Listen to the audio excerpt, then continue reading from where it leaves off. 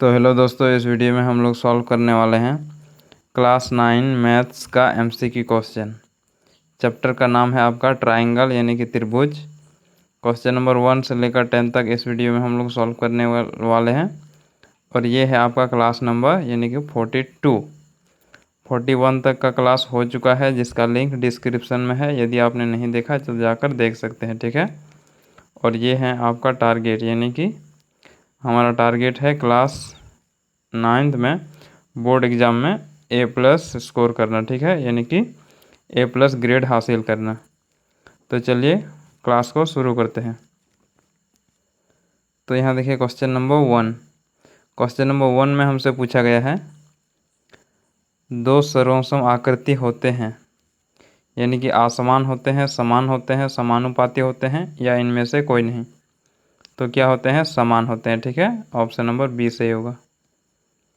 अब आइए question number 2 को देखते हैं। क्वेश्चन नंबर 2 में कहा गया है दो आकृति सर्वसम आकृति कहलाती है यदि उनके आकार, माप, ऑप्शन नंबर सी में कह रहा है ए तथा बी यानी कि दोनों, यानी कि आकार और माप, और ऑप्शन डी में इनमें से कोई नहीं।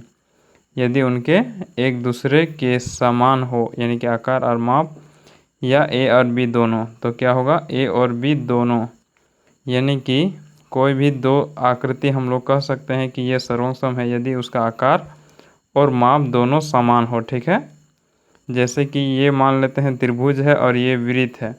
इसका माप यानी कि परिमाप समान होने पर भी इसको हम लोग सर्वसम त्रिभुज आकृति नहीं कह सकते। क्यों नहीं कह सकते? क्योंकि ये त्रिभुज है और ये वृत्त है, ये आकार में समान नहीं है, ठीक है। सर्वसम का मतलब होता है समान होना, आकृति में और आकार में भी और माप में यानी कि परिमाप में भी, ठीक है। इसलिए ऑप्शन नंबर सी सही होगा। चलिए अब हम लोग देखते हैं क्वेश्चन नंबर 3 को। तो क्वेश्चन नंबर 3 में हमसे पूछा गया है समान भुजा वाले दो वर्ग होते हैं। क्या है? दो वर्ग जिसका भुजा समान है। भुजा समान है मतलब जैसे कि मान लेते हैं हमारे पास दो वर्ग है, जैसे कि ये हमारे पास दो वर्ग है, ठीक है, ये मान लेते हैं। और इसमें कहा गया है भुजा समान है। इसका मतलब क्या हुआ कि ये जो जितना सेंटीमीटर है उतना ही ये भी उतना ही सेंटीमीटर या मीटर या जो भी है, मतलब जिसका जितना मात्रक है उतना मात्रक है, ठीक है। अब आइए इसमें हमें देखना है ये केवल समरूप है, सर्वसम है, बराबर है, या इनमें से कोई नहीं, ठीक है। तो क्या होगा? ये देखिए ये दोनों क्या है? वर्ग है। इसका मतलब ये समरूप है, ठीक है, समरूप है। लेकिन यहाँ दोनों का क्या कह रहा है? भुजा भी बराबर है। इसका मतलब ये भी हुआ कि ये दोनों सर्वसम है, ठीक है। भुजा बराबर है और ये क्या है? दोनों वर्ग है। इसका मतलब ये सर्वसम भी है और समरूप भी है। लेकिन ये वाला जो कहा गया है केवल समरूप, इसलिए ये वाला ऑप्शन गलत हो जाता है, क्योंकि केवल समरूप नहीं सर्वसम भी साथ में है, ठीक है। इसलिए ऑप्शन नंबर बी सही होगा। चलिए अब हम लोग बढ़ते हैं क्वेश्चन नंबर 4 की ओर। तो क्वेश्चन नंबर 4 में देखिए क्या कहा गया है।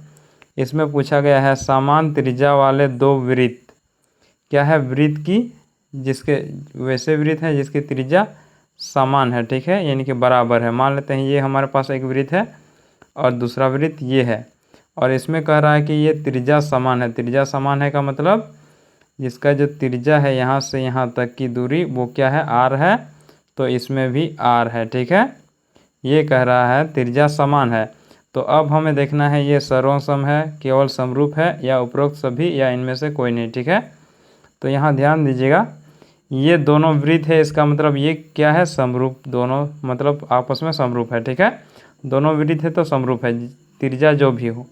लेकिन त्रिज्या यहाँ बराबर है, इसका मतलब ये भी हुआ कि ये सर्वसम है, सर्वसम है, ठीक है।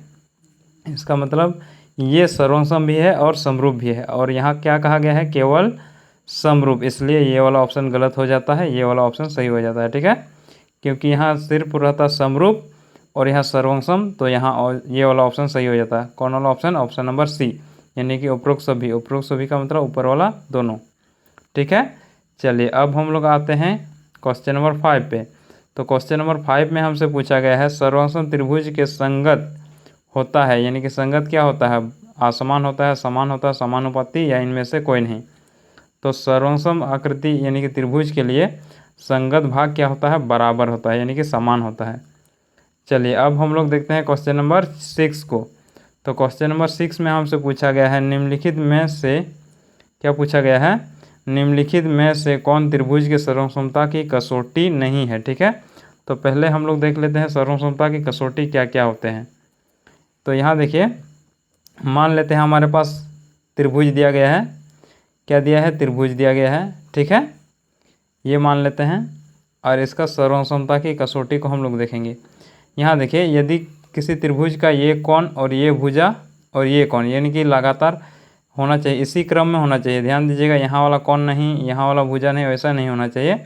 जैसे कि यहाँ यदि इसका हम लोग कोण ले रहे हैं तो इसका भुजा और इसका कोण, जैसे कि यहाँ भी हम लोग देखें तो उसी के संगत में, यानी कि यहाँ और ये भुजा और ये कोण। ठीक है, यदि ये बराबर है तो ये त्रिभुज और ये त्रिभुज सर्वसम है। और सर्वसम का नियम यानी कि कौन सा नियम होगा, यहाँ देखिए, एंगल साइड एंगल, यानी कि दो ठो कोण है। एंगल का मतलब होता है कोण, यानी कि ये वाला कोण, उसके बाद साइड यानी कि भुजा, उसके बाद ये वाला कोण एंगल। ठीक है, इस नियम के अनुसार ये त्रिभुज क्या है, सर्वसम है। अब आइए दूसरा को हम लोग देख लेते हैं, यानी कि दूसरा त्रिभुज।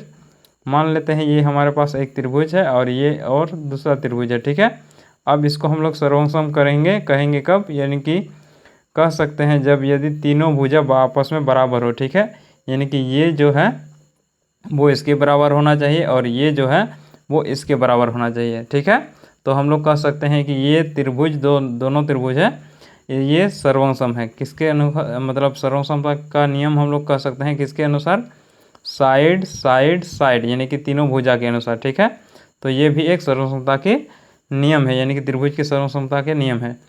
अब आते हैं हम लोग देखते हैं क्वेश्चन नंबर, क्या देखेंगे, अब हम लोग देखते हैं और दूसरा सर्वसमता के नियम। और दूसरा सर्वसमता के नियम कहता है, यानी कि हमारे पास दो भुजा होना चाहिए और उसके बीच वाला कोण। ठीक है, यदि आपस में बराबर है तो हम लोग कह सकते हैं ये आपस में सर्वसम है। ठीक है, जैसे कि ये वाला और यहाँ एंगल। ठीक है, यहाँ हो सकता है ये वाला एंगल, ये वाला एंगल और ये वाला भुजा। ठीक है, लेकिन इसी क्रम में होना चाहिए, जैसे कि यहाँ कोण बन रहा है और ये वाला भुजा। ठीक है, अब हम लोग कह सकते हैं ये जो त्रिभुज है इसके साथ सर्वसम में है।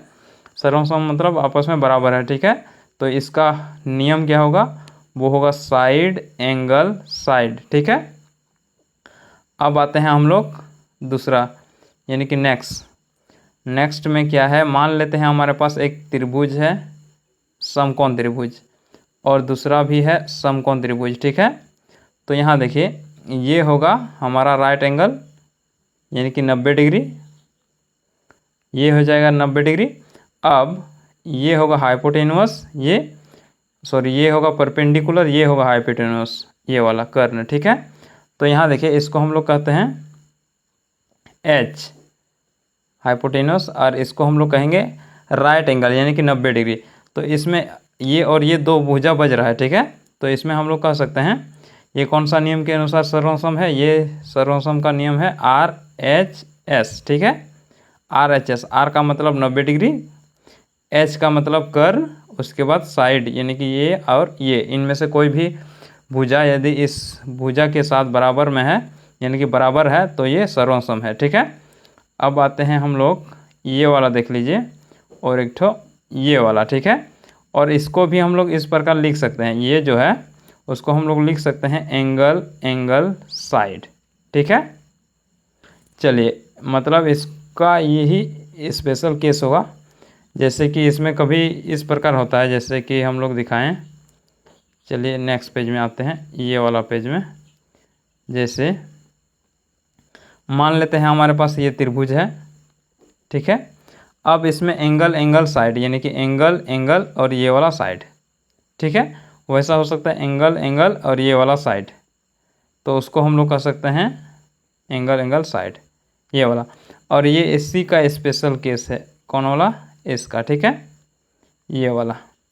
तो चलिए अब हम लोग देखते हैं अपना क्वेश्चन को। ठीक है, तो हमारे पास जो क्वेश्चन है वो वाला देखिए, यहाँ इसमें हमें पूछा गया है निम्नलिखित में कौन से त्रिभुज के सर्वसमता की कसौटी नहीं है। ठीक है, तो कौन ठो कसौटी नहीं है। तो यहाँ देखिए साइड एंगल साइड ये वाला है, एंगल साइड एंगल ये वाला भी है, ये वाला नहीं है। ठीक है, ये वाला भी हम लोगों ने देखा, ये भी सर्वसमता की कसौटी होते हैं, ये भी होते हैं, ये भी होते हैं, और ये वाला नहीं होता है, इसलिए ये वाला ऑप्शन सही होगा। ठीक है, चलिए अब हम लोग बढ़ते हैं अपना नेक्स्ट क्वेश्चन की ओर, और ये है हमारा नेक्स्ट क्वेश्चन। ठीक है, देखिए क्वेश्चन नंबर 7। क्वेश्चन नंबर 7 में हमसे पूछा गया है निम्नलिखित में, क्या पूछा गया है, निम्नलिखित में से कौन त्रिभुज के सर्वसमता की कसौटी है।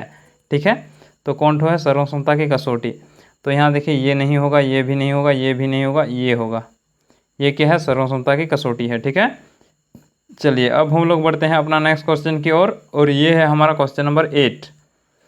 क्वेश्चन नंबर 8 में हमसे पूछा गया है यदि A B equal to Q R, B C equal to P R और C A equal to P Q है, तो ये क्या सर्वसम है, या ये सर्वसम है, या ये सर्वसम है, या इनमें से कोई नहीं। ठीक है, ये हमसे पूछा गया है। तो सबसे पहले हम लोग त्रिभुज को ड्रॉ कर लेते हैं। ठीक है, तो यहाँ देखिए त्रिभुज को हम लोग ड्रॉ कर रहे हैं, दो त्रिभुज को मान लेते हैं।